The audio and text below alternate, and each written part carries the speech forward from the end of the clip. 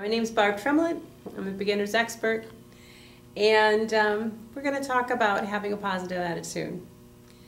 Being positive, not always the easiest thing to do, but it can be life-changing. I remember way back when, 25 years ago, I wasn't real positive. I saw things with a dark cloud on them, and I didn't see the beauty the way I do now. Everything had a little bit of a doom and gloom to it, and I surrounded myself by a lot of negative people way back then. Little by little, as I began to realize this thing coming out of my mouth had a negative vibration, a negative tone, I realized I didn't like that. But if I didn't like it, what did I like? I began to realize that I could take those words and change them. I read a book by the woman that created Avon, the women's makeup and perfume group, and she had wrote a book about being a positive business owner. I also read a book from Norman Vincent Peale on how to be positive. I was amazed. I was amazed that a man in his probably mid-40s or 50s at the time was able to articulate so well about what a positive attitude could do for someone. I read these books and I began to read other things and surround myself by topics of conversation. And I also started looking at the conversations that people around me were having.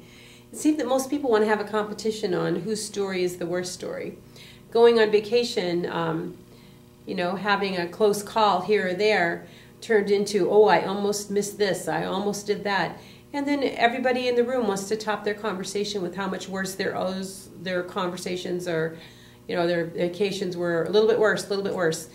And I find that, you know, before I would even sometimes participate in the conversation, but as the years have gone by, I can't even tolerate those conversations. I shut down. So over the years, as I leaned back and didn't want to participate in these conversations anymore, I was able to say, well, what do I want to talk about? And the funny thing about becoming more positive is there's not necessarily going to be more conversation for you. A lot of people like living in the negativity. They like those lower vibration conversations. And staying in a high energetic conversation is not always easy. So I surround myself with different people now. And those people are so much better at, you know, high vibration conversations. Let's be positive. If I'm going to talk about, you know, going out to Black Friday for Thanksgiving shopping, I'm going to talk about all the sales I'm going to get. I'm going to talk about how fun it's going to be. I'm going to talk about the excitement and the running around and having the cup of coffee and standing in line. I'm going to make it fun. If I'm going to do it, it's going to be fun. Rather than listening to people who haven't even left their house yet to go stand in lines complaining about the traffic and people will be rude and they'll take things out of my hands. Some of these things will never even happen, but they've already convinced themselves before they leave the house that it's going to be horrible. I say why go? So what are you saying? You know, are your conversations positive or are they negative? Because having positive conversations leads to positive results. And speaking as someone who gets some excellent positive results, it's so much better than the other way around. So keep up the good work, keep thinking positive, enjoy life, and let yourself be that person that's positive no matter what people around you are saying, no matter how they're acting.